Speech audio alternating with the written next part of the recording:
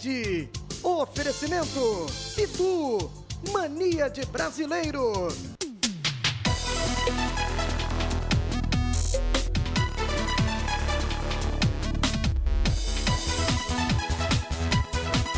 Tá na rede, se liga que é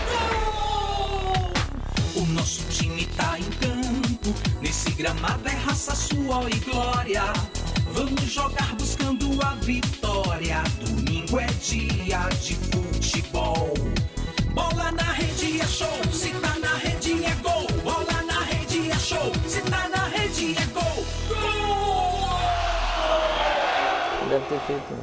Olá, boa noite, sejam todos bem-vindos. Hoje, 23 de dezembro de 2018, está chegando o Natal e a gente está hoje com Tá na Rede especial, recebendo sempre bons convidados que tragam, que agreguem para o futebol de Pernambuco. Hoje, a última vez que eu vi esse cara foi em Itu. Ele estava visitando a delegação do Santa que se preparava para jogar contra o Mojimirim, é isso mesmo, Mojimirim em Itu, porque o estádio, o Wilson Barros, estava interditado na época e no hall do hotel, quando eu olho, está um cara passando, e se eu te conhecer em algum canto, bicho, esse cara que tinha ajudado muito o Santa a subir da C para B, estava lá visitando o grupo para subir da B para A, e o Santa subiu naquela tarde e noite lá em Itu. E ele foi conversando com o grupo, conversando com alguns jogadores, coisas e tal, e já mostrava, sempre mostrou, quando esteve no Santa, um espírito de liderança muito grande. E hoje ele é o cara imbuído, é o Sassamutema do Santa Cruz, vai. Pronto, para resumir, é o salvador da pátria, ele que vai tentar fazer com que o Santa Cruz saia desse inferno outra vez. Inferno, parte 2, a missão. Ele já fez sair como jogador, agora vai como gestor de futebol. Luciano Sorriso é o nosso convidado do programa Tá na Rede de hoje. Entrevistaremos o gestor do Santa. É porque eu tenho pavor de dizer o nome, porque é executivo, coordenador, gerente, diretor, remunerado. Tem uma série de nomenclaturas que dão no mesmo caminho, na mesma venda, mas ele vai dizer depois qual é o cargo oficial dele. Mas antes a gente apresenta os nossos debatedores. O argentino Peronomútil está aqui de ressaca, porque tomou uma paulada do River. Marcos Leandro já se refez, já faz uns 15, 20 dias, já deu para passar a ressaca, né, Marcos Leandro? Boa noite. Boa noite, Léo, Júnior, Sorriso, prazer recebê-lo. Pessoal de casa, realmente foi uma derrota dura, né, Léo? Porque foi com requinte de crueldade. Aquela bola na trave não precisava. Eu estava com 2 a menos, já tinha levado a virada, não precisava. Eu suspiro, não precisava daquela bola na trave. Mas enfim, vamos para mais um programa bem bacana, né? Sorriso tem muita coisa para falar. O torcedor do Santa está ávido para saber como vai ser 2019, as perspectivas. A gente vai falar um pouquinho com ele sobre essas perspectivas. Marcos Leandro, subeditor de esportes do Jornal do Comércio. Júnior Medrado, comentarista, apresentador da Hits, está com a gente também para a gente entrevistar juntos o Luciano Sorriso. Tudo bem, Júnior? Boa noite. Tudo ótimo, Léo. Boa noite para o Luciano, boa noite para o Marcos Leandro. Tem uma história muito boa do Luciano, ele vai contar para a gente os desafios, né, Léo? Porque você ser jogador é uma coisa, ser gestor é outra, né? Vai mudar muita coisa e ele vai contar para a gente como é que ele pretende seguir nessa carreira como gestor. Tem uma discussão aí no futebol brasileiro, quem é o jogador que foi colocado em campo pelo Ceará, né? Hernandes, né? E aí, Goiás e Ceará. O Ceará podia perder pontos porque o cara tinha idade adulterada, essa coisa, né? E normalmente quem cuida disso é a parte de gestão do clube, né? E vem um gestor gato. O cara tem 35 anos de idade. Eu vou só falar os times que ele passou, olha só. E não vem com essa história de comecei cedo não, tá? Guaratinguetá, Figueirense, Flamengo, Ipatinga, Mirassol, Ponte Preta, Monte Azul, Bragantino, Fortaleza, Red Bull, Santa Cruz, Atlético Goiás, Botafogo de Ribeirão Preto, Santo André, River, Sertãozinho, Portuguesa, cruzam o disco final. Para com esse negócio de 35 anos, Luciano. Por que tá com cabelo preto ainda? Fica falando essa coisa. Cara, que carreira é essa? 35 anos condensados numa carreira de 10 anos intensos, 12 anos intensos? Você começou mais cedo na escolinha? 22 anos de carreira. Cara, você começou com 13? Eu saí com 13 anos de casa para o Santos Futebol Clube, onde foi o início de tudo, o alicerce de tudo. Eu tive 4 anos e meio de categoria de base no Santos e assim depois começou minha trajetória profissionalmente no Figueirense. Eu fiquei 7 anos em Florianópolis, fui 2 vezes emprestado para o Flamengo, fui emprestado também para o Mirassol para disputar o Campeonato Paulista e retornando para Florianópolis. E assim depois começou a trajetória aí longa pelos clubes do Brasil e hoje se encerra, início do ano se encerrou um ciclo, se iniciou um novo ciclo, né? Vinha me preparando para que isso acontecesse em universidades já há algum tempo, inclusive cursos em universidade de futebol, própria CBF, para que pudesse estar o mais preparado possível para assumir um clube tão grande como Santa Cruz. Responda e não me peça para repetir. Quem nasce em Guaratinguetá é? Guaratinguetaense. Não peça para repetir como eu falei.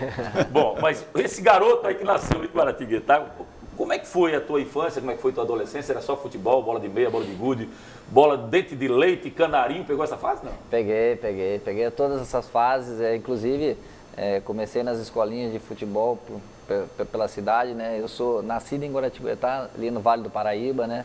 E desde criança meu pai já percebeu de que era o futebol que eu queria ser e inclusive uma das maiores preocupações dele, eu com 13 para 14 anos indo para Santos, morar em Santos, né? Eu tenho mãe falecida, muito jovem, com 4 anos de idade, ele era pai e mãe, imagina a preocupação, eu tenho 2 irmãs ainda, então, mas foi maravilhoso, tive um respaldo total da minha família, meu pai é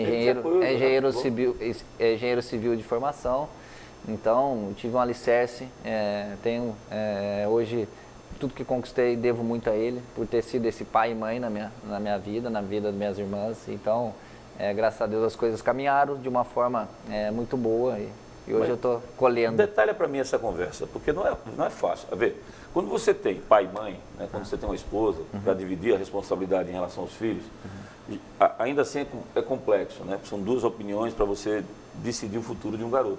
Quando ele está sozinho, como é que foi essa conversa dele contigo? Quando você chega para ele e fala assim, eu vou morar em Santos, pai, porque eu quero ser jogador de futebol. Como é que ele recebeu essa informação? Então, a informação foi, eu tive uma peneira do Santos, né, em Aparecida do Norte, né, onde a grande igreja, a basílica lá, comandada por Zé Maria, né, o famoso Zé Maria, o formigão do Santos. Era o olheiro Mor. Né? O olheiro Mor. Até hoje, eu acho. Inclusive, aí foram para essa peneira. E aí eu tive uma aprovação bem superficial, né? Me convidaram para que eu pudesse ir para Santos, para que eu ficasse uma semana em avaliação, ou 2 até se fosse necessário.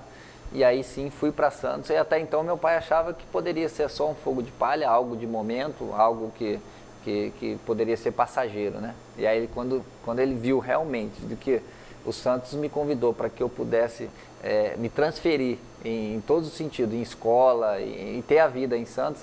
Já naquela época o Santos dava estrutura de casa? Dava. Sempre deu. O Santos, ele sempre... Que ano? Foi 97. Perto daquele grupo de ouro de 2000, né? 2002, né? Inclusive a minha categoria de base foi com o Robinho, foi com o Diego, O Diego é um pouco mais jovem, né, que a gente. O Robinho era 8'4", então era sempre 8'3", 8'4" junto. Só que o Diego era um pouco já fora da curva, ele sempre estava uma categoria acima, então ele sempre estava com a gente, né? Então, e aí meu pai, inclusive, foi um mês para Santos, né? Meio que se mudou também para Santos para acompanhar tudo de perto, para saber como era, né? Meu pai era, como eu falei, engenheiro civil de profissão, ele abdicou de algumas coisas e para que fosse para lá, para realmente ver onde eu ia dormir, onde eu ia estudar, como ia ser a minha vida. Mas quando foi que ele olhou você jogando assim e falou, dá pra coisa? Hoje ele conta isso com muito orgulho, ele enche de lágrimas os olhos, inclusive comentando, que quando ele me deixou lá e virou as costas e saiu, ele me perguntou, ele voltou e perguntou, filho, é isso mesmo que você quer? Eu falei, pai, então vai ser feliz. E aí, mas ele viu, não, eu quero saber o dia que ele viu e falou, cara, esse moleque sabe jogar. Então, desde a infância, todos comentavam muito isso, né? E meu pai deixava bem à vontade, meu pai sempre, para você ter noção, era raro o jogo que antes do próprio jogo meu como profissional, já ele falava comigo, ele não era aquele pai que fala, faz isso, faz aquilo, ele me deixava muita vontade. Sempre segundo volante? Sempre segundo volante, e aí ele sempre me deixava à vontade, não era aquele pai que ficava em cima, querendo saber. Filho, vai ser atacante para ganhar dinheiro, o segundo volante não ganha dinheiro, não. Não, até porque ele não imaginava que tivesse uma carreira assim de 22 anos, né, e, enfim, então, graças a todos os meus familiares aí, eu sou a pessoa que eu sou hoje. Ô Luciano, quando é que o Luciano Pazini Prado virou Luciano Sorriso? O Luciano Sorriso virou, inclusive, em Santos mesmo, né? Das primeiras chegadas minhas a Santos, já tinha um Luciano no elenco, né? E aí você, como chega em qualquer lugar que você não tem nenhum tipo de convívio, contato, amizade mesmo com as pessoas, você fica calado. E histórias de futebol desde criança até como mais velho, só histórias. E eles já estavam há 1 ano juntos, essa turma, ou 2 anos juntos, né? Porque eu cheguei no infantil lá, Antes era infantil, juvenil e juniores, né? Hoje é sub-15, sub-17, sub-20.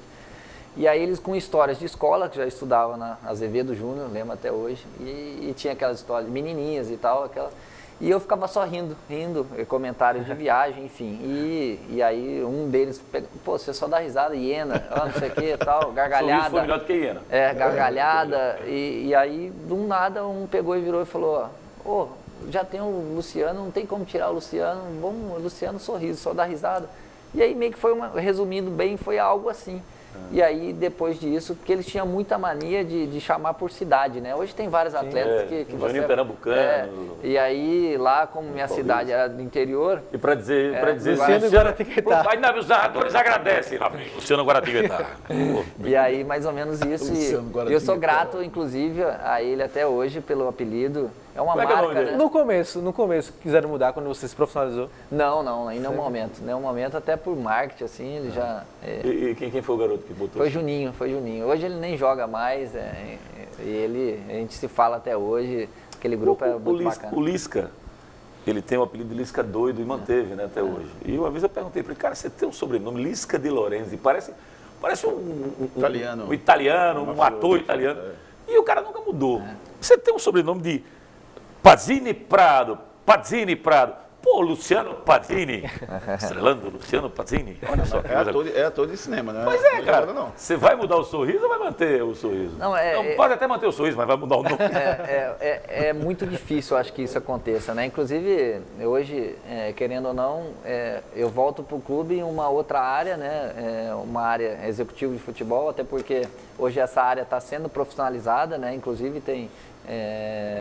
Está sendo feito cursos para que isso torne sim uma profissão, já tem associações e já tem sindicatos para que executivo de futebol seja uma profissão.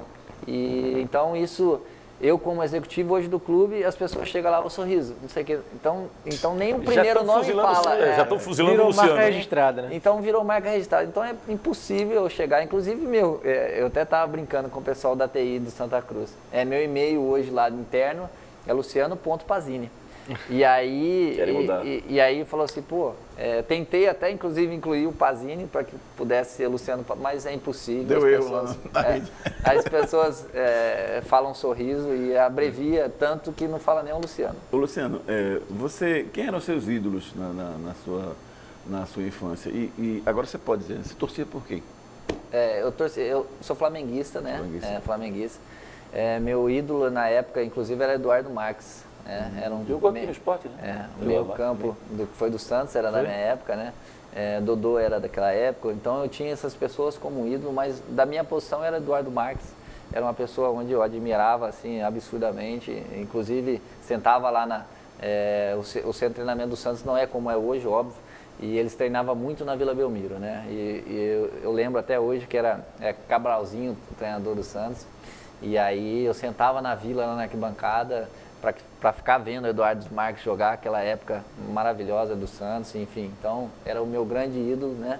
Hoje eu tenho outros vários, mas o alicerce foi Eduardo Marques. Quem te descobriu? Quem foi o treinador que pegou você do júnior e jogou você profissional? Quem descobriu foi Dorival Júnior. Grande Dorival. Foi Dorival Júnior. Ele era gestor do próprio Figueirense, né?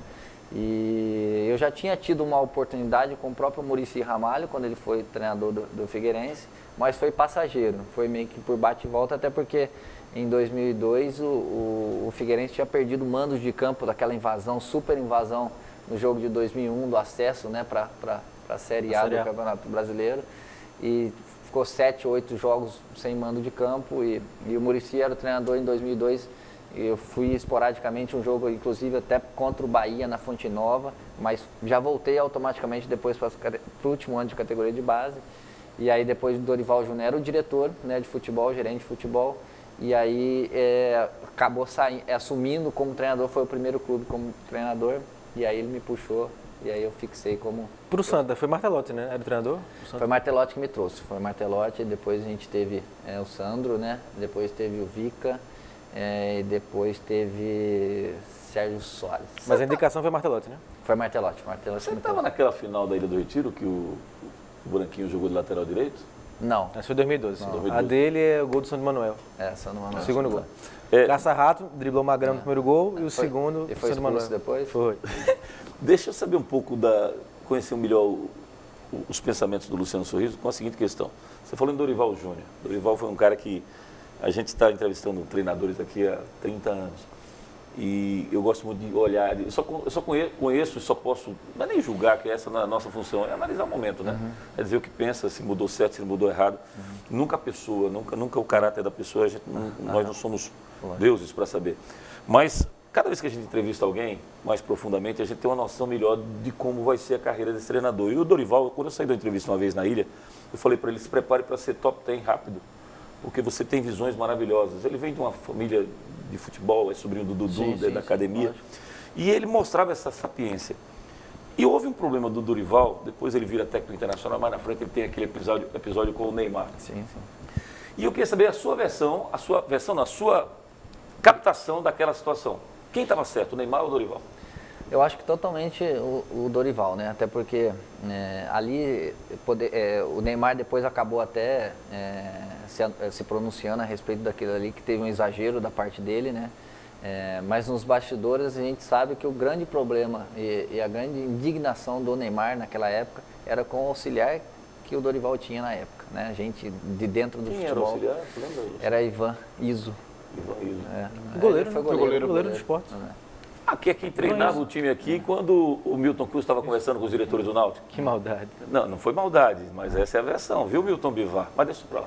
Continua, Luciano. E aí a indignação do Neymar era com isso, né? Que estavam já acontecendo algumas coisas internas, que aquele sinal dele ali foi uma indignação, não com o Dorival, não algo com o Dorival. Então, mas assim, ali com a razão é o Dorival, óbvio, ele é hierarquia ali dentro do campo, é o treinador.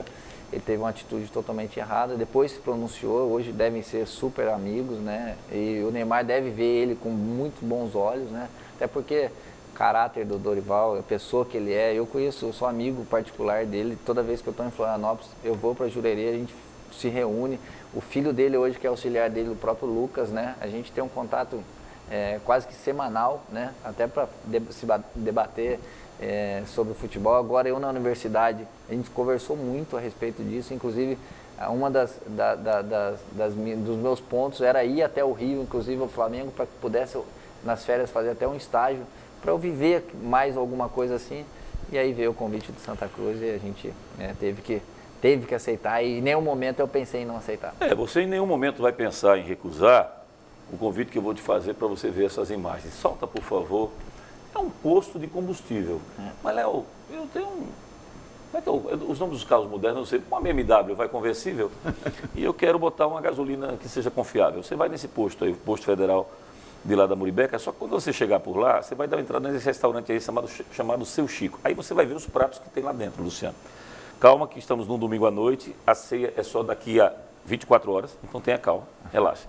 Essa dobradinha pode ser incluída na ceia. Pode, não tem nada contra. Entendeu? Não, absolutamente nada contra. Matheus Cunha gostaria muito. Viu? Talvez no dia 25 você não acorde com muita disposição, digamos assim, para bater uma pelada, coisa desse tipo. Mas que é uma delícia. E a dúvida persiste, a dúvida continua. Você vai lá para abastecer e almoça ou você vai lá para almoçar e abastece? Faça as duas coisas no posto federal da Muribeca. Cursos. O Luciano já falou nessa palavra aqui 5 vezes durante a gravação do programa. E a gente vai voltar no próximo bloco para saber, esses cursos engrandecem como, de que maneira e quem aplica esses cursos? São pessoas gabaritadas para repassar experiências que valham realmente a pena você passar 10, 15 dias fazendo esse tipo de curso? Luciano Sorriso, nosso convidado, não está na rede. Voltamos já.